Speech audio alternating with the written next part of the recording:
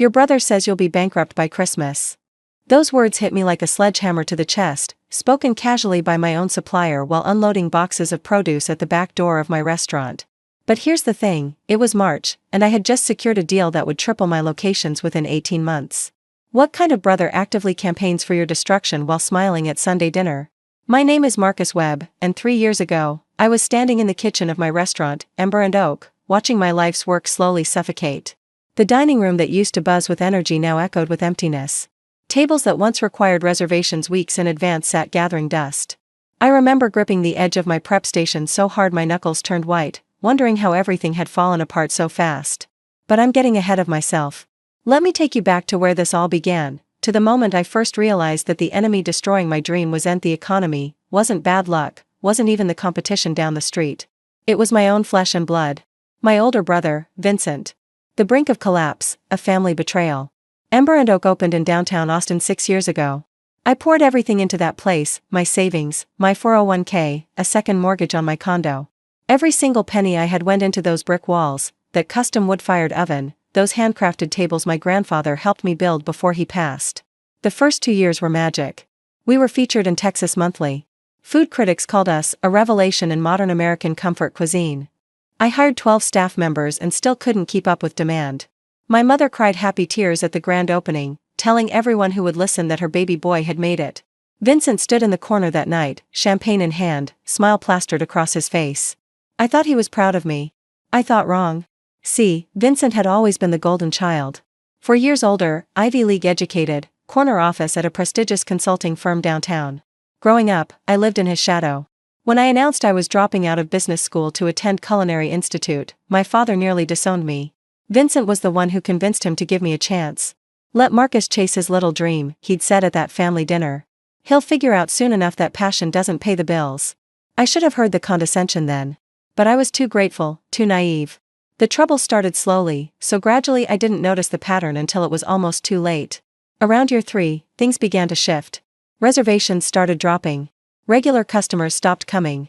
I'd hear whispers, secondhand comments from friends, offhand remarks from vendors. I heard you're having health code issues. Someone told me your head chef quit because of a roach problem. Didn't your liquor license get suspended? None of it was true. Not a single word. But the rumors spread like wildfire through Austin's tight-knit food scene. I spent months chasing ghosts, trying to figure out where these lies were coming from. Then came the helpful advice from Vincent. He started showing up more often, always with suggestions. Maybe you should cut your staff, Marcus. The overhead is killing you. Have you considered cheaper suppliers? Quality doesn't matter when you're hemorrhaging money. Perhaps it's time to think about selling before you lose everything. Like an idiot, I listened. I cut 3 servers. I switched to a lower quality meat distributor. I scaled back our menu. Each decision chipped away at what made Ember and Oak special. And the more I struggled, the more Vincent appeared, concern painted across his face, another piece of advice ready on his lips. The financial problems came next. Mysterious charges appeared on my business accounts. Small amounts at first, a few hundred here, 1,000 there. My accountant chalked it up to vendor disputes and administrative errors. We were so busy putting out fires that no one thought to look closer. I remember one night, alone in the restaurant after closing, sitting at the bar with a glass of whiskey, wondering if Vincent was right. Maybe I wasn't cut out for this. Maybe I should just sell what was left and go back to cooking for someone else. That's when my phone buzzed. A text from my cousin Derek, heads up, Vincent's been telling people you're 3 months behind on rent. Dad heard it at the golf club. I wasn't behind on rent. I'd never missed a payment in 6 years. Something cold settled in my stomach. I started making calls. Quietly. Carefully. I reached out to old friends in the industry, vendors I'd worked with for years, anyone who might have heard these rumors firsthand. The trail always led back to the same source. Every single time. But I still didn't have proof. Not until 3 weeks later. I'd come back to the restaurant late one night. I'd forgotten my laptop and needed to update payroll. The lights were off, but I could see a glow coming from my office in the back. My office that should have been locked. I crept through the dark kitchen, my heart pounding so loud I was sure whoever was in there could hear it. The door was cracked open just enough for me to see inside. Vincent sat at my desk, my computer open in front of him, phone pressed to his ear. No, he's completely clueless, he was saying, laughing softly. Another few months and he'll be begging to sell. I've already got the investor lined up. We flip the property, split the profit, and Marcus never even knows what happened. He'll blame the economy like everyone else. I stood frozen in that doorway, barely breathing, as my brother laid out his entire scheme to whoever was on the other end of that call. He'd been the one feeding rumors to the food bloggers. He'd been the one whispering to my suppliers that I was a credit risk. Those mysterious charges? He'd gotten access to my accounts through our shared family accountant, our uncle, who trusted Vincent implicitly. He wasn't trying to help me. He was engineering my failure so he could swoop in, buy the property at a fraction of its value, and profit from my destruction. My own brother. The man who stood beside me at our father's funeral. The man whose kids called me Uncle Marcus and begged me to make them chocolate chip pancakes every Christmas morning. I backed away from that door without making a sound. I drove home in a daze. And I sat in my dark apartment until sunrise, rage and heartbreak warring in my chest, making a decision that would change everything. I wasn't going to confront him. Not yet. I was going to let him keep digging his own grave. And then I was going to bury him in it. The unconventional rebirth, a calculated risk. The next morning, I woke up with a clarity I hadn't felt in months. Vincent thought I was beaten. He thought I was too stupid to see what was happening right in front of my face. He was about to learn exactly how wrong he was. First, I needed to stop the bleeding. I quietly changed all my account passwords. I hired a new accountant, someone completely outside the family. I installed security cameras in my office without telling anyone, including my staff. Then I started studying the market with fresh eyes. Austin was booming, but downtown was oversaturated with restaurants. Everyone was fighting for the same customers in the same neighborhoods. But the suburbs were exploding with young families who had money to spend and nowhere good to spend it. Cedar Park, Round Rock, Pflugerville. These communities were growing faster than anywhere else in Texas, and their dining options were chain restaurants and fast food. What if I brought Ember and Oak to them? The idea seemed crazy at first. Conventional wisdom said you expand from strength, not weakness. You don't open a second location when your first is struggling. Every business book, every mentor, every expert would tell you to stabilize before you grow. But I wasn't playing by conventional rules anymore. I was playing to win. I found a space in Cedar Park, a former steakhouse that had closed during the pandemic. The building was beautiful, exposed brick, soaring ceilings, a patio that overlooked a small creek. The landlord was desperate to fill it and offered me terms that made my jaw drop. The catch? I needed capital. And banks weren't exactly lining up to fund the expansion of a failing restaurant. This is where things got creative. I reached out to Maria Castellanos, an old culinary school friend who had become a successful restaurant investor in Houston. I laid everything out for her, the sabotage, the scheme, my plan to fight back. She listened without interrupting, then asked me one question. Do you still believe in your food, Marcus? More than anything, I said. Then I'm in. Maria didn't just write a check. She connected me with other investors who were tired of the same corporate restaurant concepts. Within 6 weeks, I had enough funding to not only open the Cedar Park location but to completely renovate the downtown space. The next few months were the hardest of my life. I was working 20-hour days, 7 days a week. I'd finish dinner service downtown, then drive 30 minutes to Cedar Park to oversee construction until midnight. I lost 15 pounds. I survived on coffee and adrenaline. But something else was happening too. Something I hadn't expected. The downtown location started improving. With fresh ingredients from new suppliers with staff who were energized by the secret plans I'd shared with my most trusted employees with a renewed sense of purpose driving every dish that left the kitchen, Ember and Oak was coming back to life. The first 5-star review came in August. Then another in September. By October, we had a waitlist again. And Vincent had no idea. He was still making his calls, still spreading his lies, still waiting for me to collapse. But now I was documenting everything. Every rumor traced back to him. Every suspicious transaction flagged and recorded. Every piece of evidence carefully preserved for the right moment. I even let him keep giving me advice. I'd sit across from him at family dinners, nodding along as he suggested I consider bankruptcy, all while knowing that our Cedar Park location was 2 weeks from opening.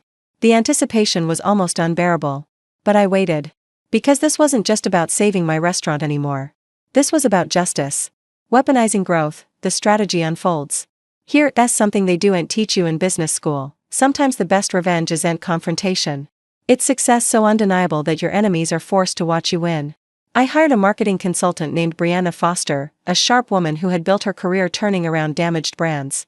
When I explained my situation, she didn't blink. We're not going to address the rumors directly, she said. That just amplifies them. Instead, we're going to make them irrelevant. Our strategy was simple: let the food speak for itself. We started an Instagram campaign featuring behind-the-scenes content from both locations. Happy staff. Fresh ingredients. Packed dining rooms. Nothing defensive, nothing aggressive, just undeniable evidence of a thriving business. The response was immediate. Food bloggers who had written us off started reaching out. Local news picked up the story of a hometown restaurant expanding during tough economic times. The narrative began to shift. But I wasn't ready to reveal everything yet. Because I knew Vincent was watching. And I knew the bigger I let his lies grow, the harder he would fall when the truth came out. In November, I got a call that changed everything. A representative from a major restaurant group wanted to meet. They were impressed by our expansion and wanted to discuss a potential partnership, helping us franchise Ember and Oak across Texas. It was more than I had ever dreamed. And it was the final piece of my plan. I scheduled the announcement for December 15th. A press event at the new Cedar Park location. Media, investors, industry leaders, everyone who mattered would be there. And I made sure Vincent received a personal invitation. The unmasking, a public reckoning. The night before the press event, I barely slept. Not from nerves, from anticipation. I arrived at Cedar Park early to oversee the setup. White tablecloths. Champagne towers. A banner that read Ember and Oak, a new chapter. Everything was perfect. Guests started arriving at 6. Maria flew in from Houston. Brianna brought her whole team. Food critics, journalists, even a crew from a local news station. The energy in the room was electric. And then Vincent walked in. I watched him scan the crowd, confusion flickering across his face. This wasn't what he expected. This wasn't a struggling brother begging for help. This was a celebration. I approached him with a smile. Vincent. So glad you could make it. Marcus, what is all this? He gestured at the packed room. I heard things weren't going well. Funny, I said, keeping my voice light. I've heard that rumor too. Let's discuss it during the presentation. I left him standing there, a glass of champagne growing warm in his hand, as I made my way to the small stage we'd set up near the bar. The room quieted as I tapped the microphone. Thank you all for being here tonight, I began. 3 years ago, I stood in the kitchen of my original restaurant, wondering if I would survive another month. Rumors were spreading. Business was declining. People I trusted were telling me to give up. I paused, finding Vincent's face in the crowd. He had gone pale. But I want to share something with you tonight. Something I've never told anyone publicly. I clicked the remote in my hand, and a screen behind me lit up with financial documents. These are the actual records from Ember and Oak's past 3 years. Revenue, expenses, profit margins, all verified by independent auditors. The numbers were strong. Better than strong. Even during our worst months, we had been profitable. The failure had been an illusion. Now, I want to show you something else. Another click. Phone records. Bank statements. Screenshots of social media posts. These documents show the source of every negative rumor spread about my restaurant over the past 2 years. Every fake review. Every whispered lie to suppliers and investors. Every attempt to sabotage a business that never needed saving. I let the silence hang in the air. The source was the same every time. Someone who had access to my accounts.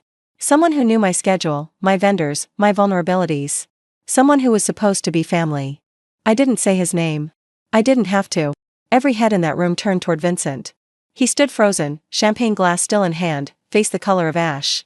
Tonight, I'm announcing that Ember and Oak will be expanding to 5 new locations across Texas over the next 2 years, in partnership with hospitality group Meridian Ventures. We're also launching a culinary training program for at-risk youth in underserved communities. Applause erupted, but I wasn't finished. I want to thank everyone who believed in me when belief was hard. And I want to offer a lesson I learned the hard way. The people trying to tear you down are often the ones standing closest to you. Success isn't just about building something great. It's about protecting it from those who would destroy it for their own gain. I stepped off the stage to thunderous applause. Vincent was gone. He had slipped out the back door somewhere during my speech, unable to face the consequences of his actions. My mother found me a few minutes later, tears streaming down her face. Marcus, I had no idea. Your brother? I can't believe. Neither could I, Mom. Neither could I. The rest of the night was a blur of handshakes, congratulations, and interviews. But the moment I remember most clearly came near the end, when the crowd had thinned and I found myself standing alone in the Cedar Park kitchen. This space that hadn't existed 6 months ago. This dream that was supposed to die. This victory that tasted sweeter than any dish I had ever created. I'd done it. Not just survived, but triumphed. And I'd done it on my own terms. Reclaiming my narrative, the future is mine. The fallout was swift and brutal. Within a week, Vincent's firm had launched an internal investigation based on anonymous tips that turned out to be very well-documented evidence packages sent to their ethics board. His access to client accounts was suspended pending review. Within a month, he was quietly let go. No golden parachute. No glowing recommendation letter. Just a cardboard box and a security escort to the parking garage. Our family was torn apart, and I won't pretend that didn't hurt. My mother tried to play peacemaker, but some betrayals are too deep for Sunday dinners and birthday cards. Vincent and I haven't spoken since that night in Cedar Park. I doubt we ever will again. But here's the thing about justice, it's rarely clean. It doesn't wrap up neatly like a movie. There are casualties. There is grief. There is the strange, hollow feeling of winning a war you never wanted to fight. What I've gained, though, is something I never expected. Freedom. Real, genuine freedom from caring what anyone else thinks about my path. I built Ember and Oak because I loved cooking. I loved feeding people. I loved the look on someone's face when they took a bite of something that made them close their eyes and smile. Somewhere along the way, I'd forgotten that. I'd gotten so wrapped up in the numbers, the reviews, the opinions of people who had never sweated over a hot stove at midnight, I'd lost touch with why I started. Vincent's betrayal, as devastating as it was, gave me that back. When you've been stabbed in the back by your own brother, the criticism of strangers loses its power.